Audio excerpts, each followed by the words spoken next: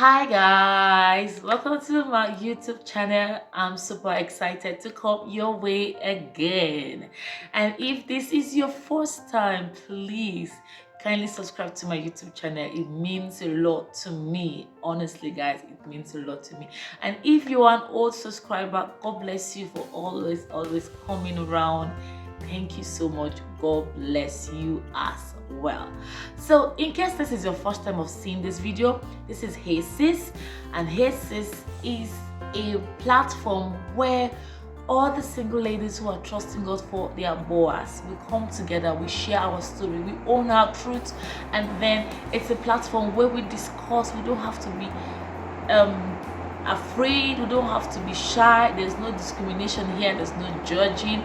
It's just a platform where we build godly women who are trusting God for their boas. So in case if this is what you love, don't forget to subscribe to my YouTube channel.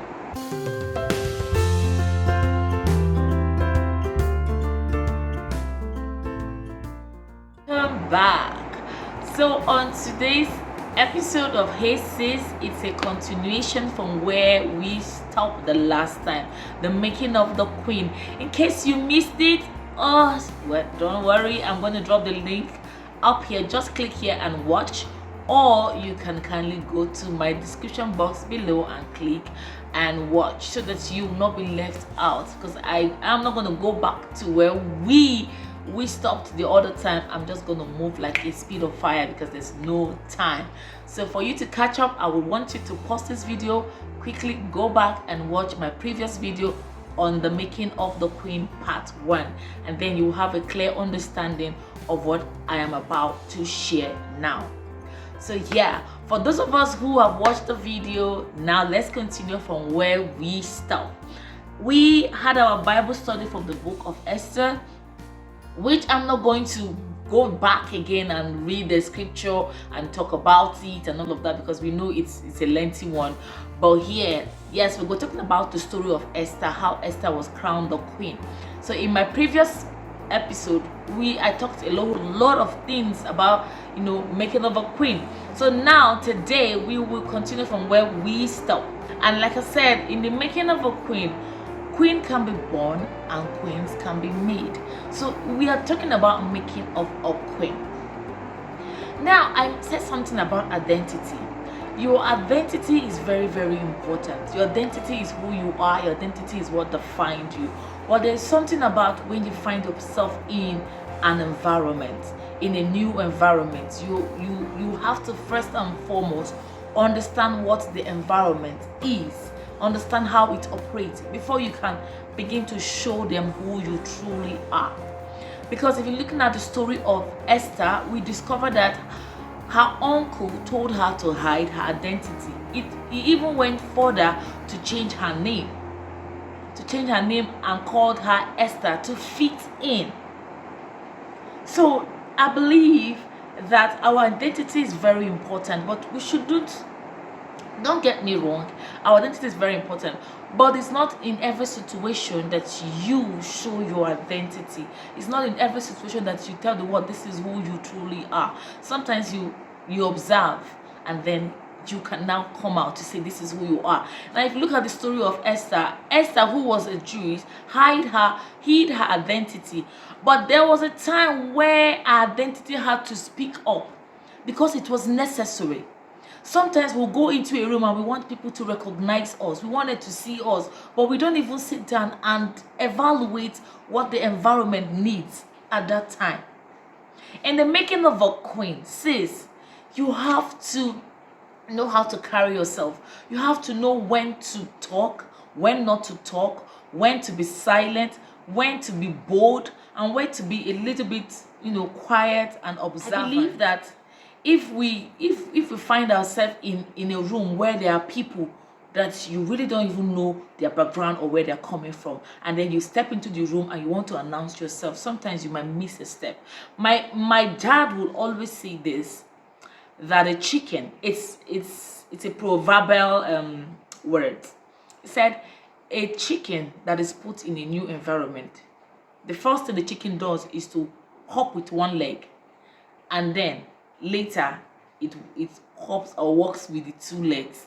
Now, what that thing means is when you find yourself in an environment, you first of all observe and know what is done and how it's been done before you can feel comfortable to tell the world that this is who you are or this is where you're coming from. In the making of Esther, we could see it display absolutely well. If Esther had revealed her identity, you and I know that she would not be in the contest. Yeah, that's number one. Now, number two thing that in making of a queen is that it is not bad. It is not a bad thing to be old-fashioned.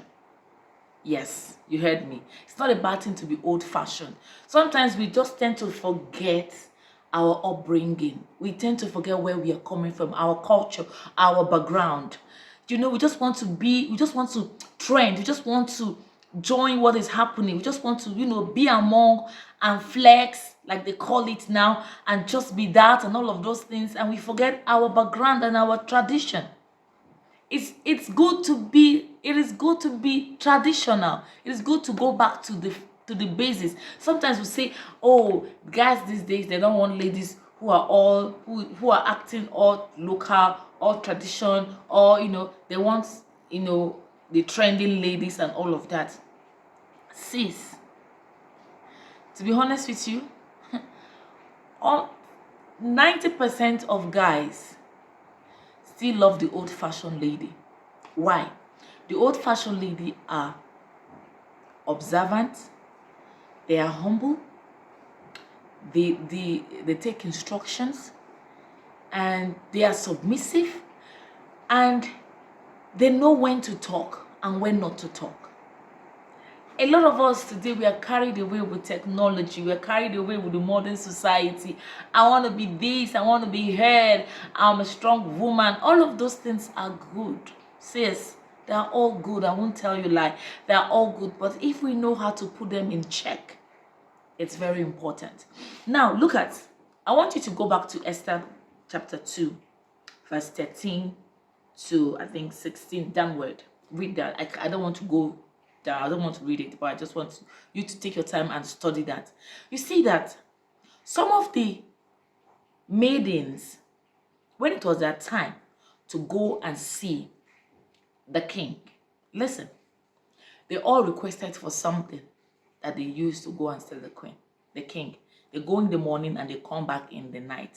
So if the king wants you, he will request for you again. That means he's delighted in you. So most of them that went requested for something that they will use to impress the king, which is what most ladies are doing today. We just want to impress our men. We just want to make them feel happy. So sorry to say this, you want to give them all the best sex positions because you want to keep them. You want to prove to them that, I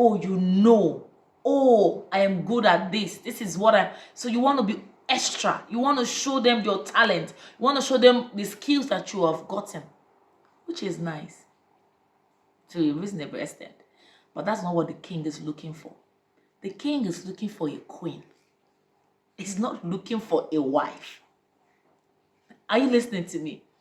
All the maidens that went with the king, he made them all concubines. But he made Esther the queen. Why? There was something about Esther, which you will find when you read chapter 13 to 16.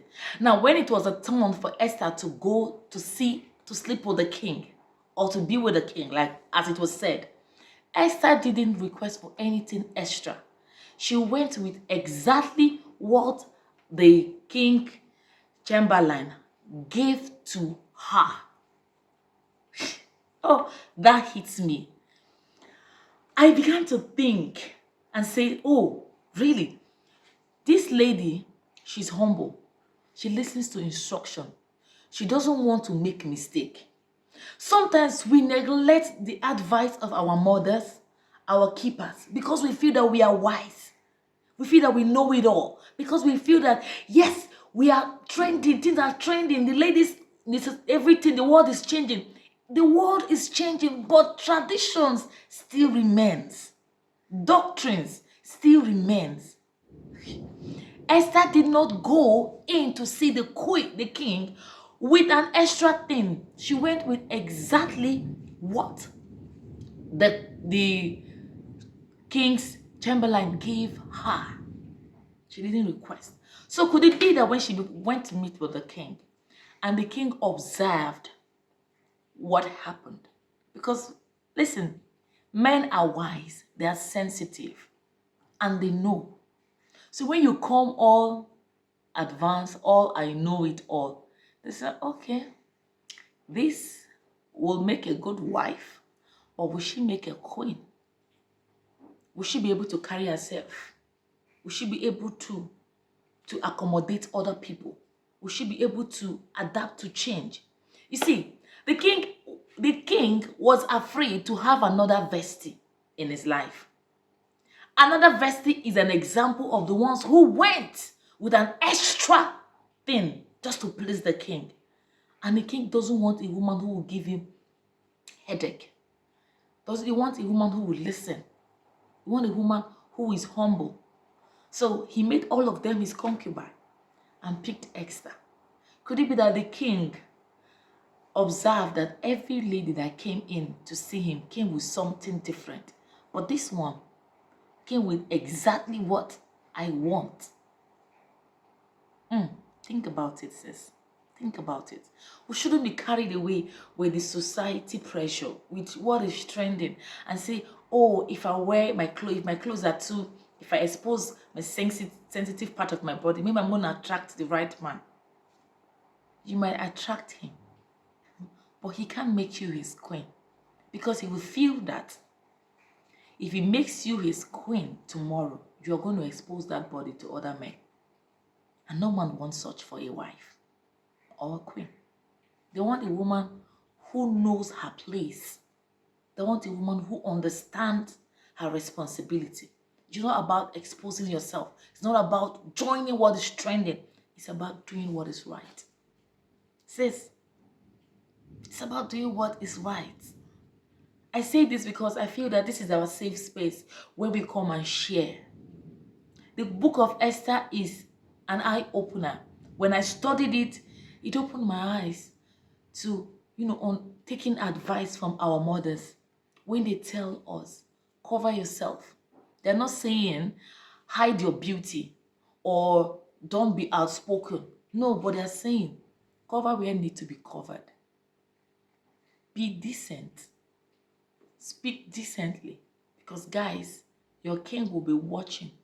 Because they want to know what they want to understand if this is what they want. Every man wants a wife. Listen, every man wants a wife. And he wants a wife that he can make a queen. A wife that when he step out, he said, this is my queen. Are you one of them? Do you want to be a queen? Then let's not forget the old training our mother gave to us. The old training our guardians gave to us, because it works perfectly. Now, I was having a conversation with my brother, and he said something very funny. He said, if he's going to pick a wife, he wants a wife that will be like my mom. And I asked him why. He said, mom is very down to earth. Mom takes instruction from dad. Mom is every man's dream. Not this one you see on social media where they expose themselves, where they talk rudely, where they don't even understand when to keep quiet and when to speak. I want a man, a woman just like my mom. And to be frank with you guys, that my brother indeed found himself a woman who's like my mom. Yeah. I look at this lady and say, yes, indeed, he made the right choice. So there are guys out there, there are men, our boys are out there, but they are looking for a queen. They're looking for someone they can trust. Someone that when they call, they will answer. Someone that will not be like Vasti. Someone that will not be prideful. Someone that will not disrespect them. They don't want someone that will disrespect them. They want someone that will be humble. Yes. So guys, this is the end of today's series. Don't worry. We still have more series. We still have like 3 to cover on the making of the queen. I hope that we have learned today from today's Bible study. Please, in case you found this video very informative and educative, I will appreciate that you subscribe to my YouTube channel. And don't forget that Hey Sis now have her podcast. Yes, we have our podcast. It's available on Anchor, Amazon, and Spotify. I'm going to leave the link below for you guys. Just go in there, listen to Hey Sis, share your contribution, share your stories. Let's just be free and live our life and pray and wait till we find our own boys. But until then, drink your water and mind your business. Bye for now.